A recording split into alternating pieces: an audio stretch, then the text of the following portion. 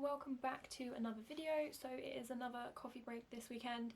So I've got a few questions. These were all from YouTube. I didn't actually get any from Instagram today, so I got quite a few from YouTube, so we're going to be going through those. If you haven't already, please like and subscribe, and let's get right into it. So the first one is about postal orders. I have recently started selling on Etsy. I did it for Halloween and then I've kind of moved over into it as well.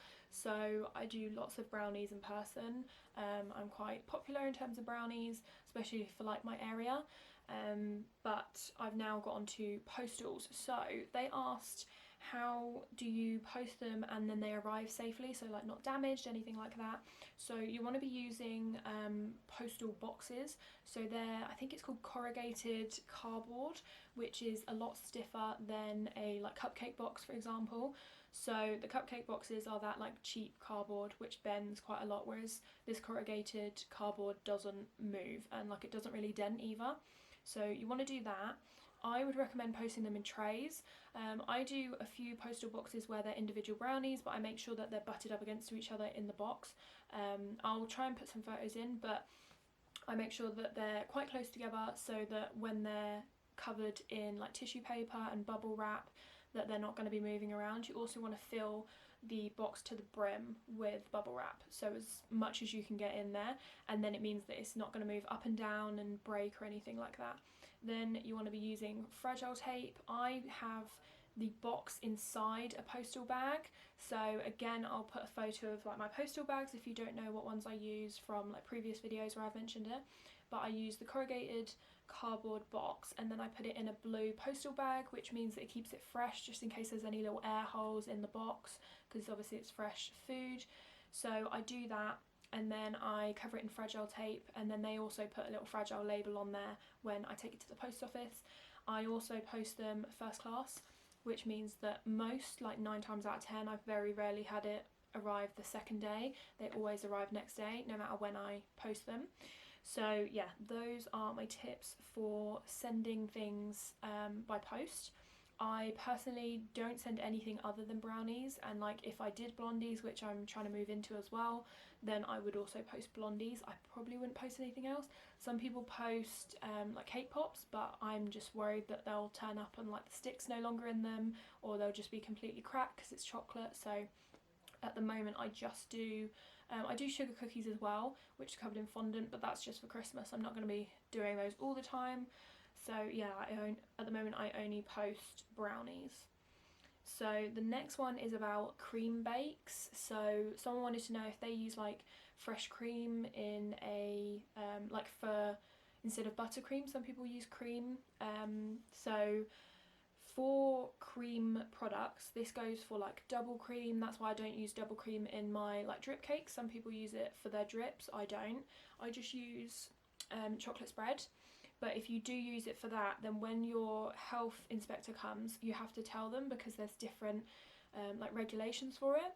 So it means that you have to make sure that, say it's a cake, you have to make sure that it's not left out for more than 4 hours, because for cream it can't like survive out not refrigerated for longer than that. Whereas a normal cake, you might be able to leave it out for slightly longer at room temperature. I usually advise people to take it out of the fridge 30 minutes before they're going to eat it, so, and then they hopefully put it back in the fridge and it's sealed.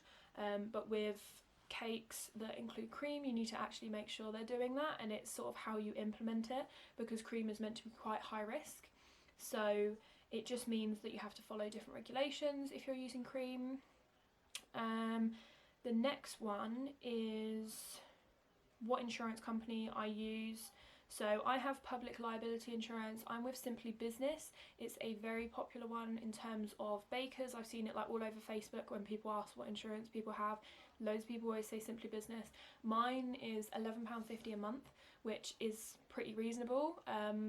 So yeah, that works out about roughly £130 a year.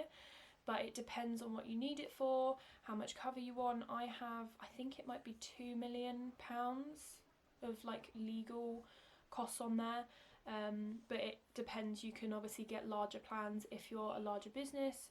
So that is the insurance that I get. I got that when I started. Like I said in one of my other videos, I'd recommend getting all of your like certificates, insurance, all of that stuff before you start, or like start it on the date that you're starting. So like say I'm going to start on the 1st of December, then set up all of your insurance documents for that date, just because everything's dated, everything's signed.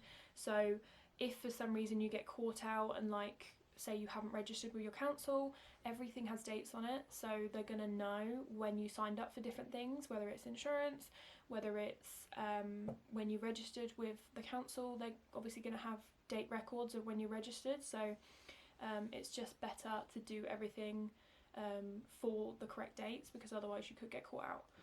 So that is the insurance. Then someone wants to know if they're starting to sell cakes from home and they don't do delivery, only collection, do I think that that would affect their orders? To be fair, if I could, I would only do collection. A lot of mine is collection. I think there's only one girl that always orders cakes from me. She's had about 5, and I always deliver to her, but she's only about 5 minutes away, so I don't mind. And I think she's 16. It's always her parents that pay for them, or I assume, but obviously she doesn't drive because she's younger, so that's why I always deliver. Whereas any of my other customers that are a little bit older, they always drive and collect, so I mostly get collections. It's very rare that I do deliveries.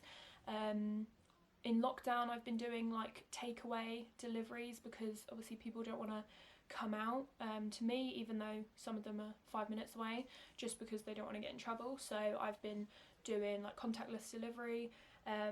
But yeah, I mean a lot of the bigger cake makers, like if you could name a few, I don't know, I feel like Isabel Bakes, Finch Bakery, most of them I think are collection only, or they don't do many deliveries. There's quite a few others that I know of that I can't think of their names, but there's at least like 5 or 10 that I follow that only do collection. So it seems to be a popular thing, and it means nothing is coming out of your time. So like if someone comes and collects something and I'm already, you know, up baking, it doesn't like hassle me in any way, because I literally just take it to the door, explain all the details, and then it's gone. I don't have to get in my car, drive anywhere, take like an hour out of my day. So yeah, it's definitely a lot easier. Someone asked about the best fondant icing I've tried. So for fondant, just like not modelling, I just use literally any fondant. I usually get mine from Tesco's. You get like a massive block, I think it's 1 kg for, I feel like it's either £1.50 or £2, and then you can colour that however you like. So I use that for fondant toppers. If you want something for modelling, so if you're making actual characters, loads of people say that Renshaw is not very good. I've never had any issues, but then again I don't do very detailed models. I've only ever done like a name badge on the side of a cake, or I did a crown to go on the top of a cake, and it was fine for that, and I sprayed it gold as well, which was quite cool, and it had little like cutouts to make the crown shape. But yeah, I've never had any issues with it, but people do say that there are some that are even better and really easy to work with. But I would probably say maybe do a little bit more research. I don't think there's anything wrong with Renshaw, but I think there's also ones that are better in terms of like pricing for how much you get, stuff like that. But if you join like any cake forums and stuff, they would probably give you a little bit of a better answer, because I don't use it that much. But for just normal fondant toppers, I would recommend literally any fondant. Any like supermarket that sells fondant, I personally think that they're really good. Just for simple things, not for anything like intricate. The next one is about registering, because there's been so many people registering in lockdown, and obviously the inspectors and like your council aren't necessarily getting back to you very quickly. Mine, I didn't get any email confirmation. Everyone that I've spoken to on like cake forums, they always say you get an email confirmation saying like dates, acknowledging your application. I got none of that. So I got an email 3 weeks after I registered, and it said, hi, can we call to discuss your business, I need to ask you a few questions, all that kind of stuff. I went back and said, yes, this is the number that you can get me on, and then I never heard back. And then on I think it was like the 27th of September, I got a call out of the blue by someone different. It was a female this time, and the emails were from a guy. And then she said, hi, I'm dealing with your like application. Can we arrange to meet? Like, can you do today? And I was like, no, because I didn't even know that you were contacting me. Like, this is the first I've heard for months. So I said that I can do Friday, because I said I need to get all my paperwork sorted, because I didn't expect you to come. So I want to make sure that all my spreadsheets are printed out, because I already had the paperwork, but it's like actually printing out and organising it. So I actually rearranged mine slightly. But the question is, once you've submitted your registration, did they allow you to start trading immediately? Then they came to inspect a few months later. So it's not so much that they let you start trading. The rule is that you have to wait 28 days from registration, and then if you haven't heard anything, then you can, in my email, after he got back to me. So it was quite a long one, but the sort of summary of it is that he said, we've received your application, can you call me, or like, can you give me a number to discuss so we can go through the details of your business, like how you're running with COVID and everything. And then he said, if you don't hear from us in so and so amount of days, then you can assume that everything is correct and you can start trading. So I waited the 28 days, and then I started, and I hadn't heard anything, so I just started. And then they got back to me like 3 months later.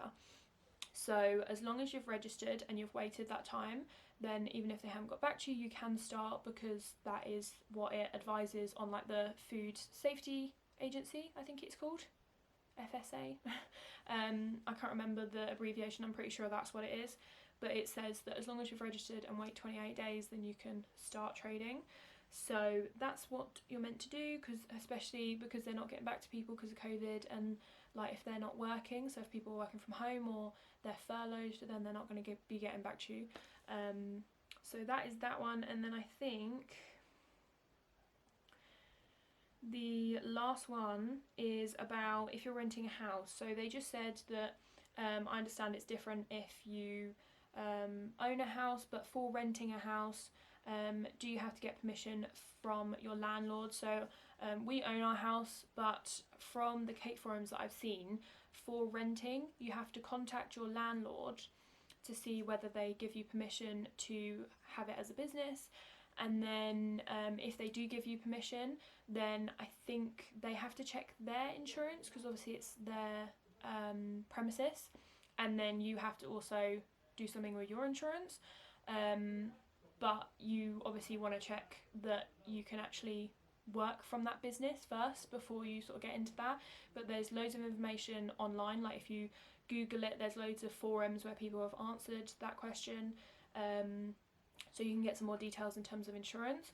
But I'm pretty sure it works the same as, in terms of insurance, it works the same as if you own your house. You sign up, you say that you're renting or you own, and then you put all your address details in like that. But you just need to make sure that you have your landlord's permission, because obviously if they try and like sue you for using their premises for business without any consent, then obviously you don't want that to happen. That is all of the questions for today. So if you did enjoy this video, then please give it a thumbs up, subscribe, and hit the bell for more baking videos.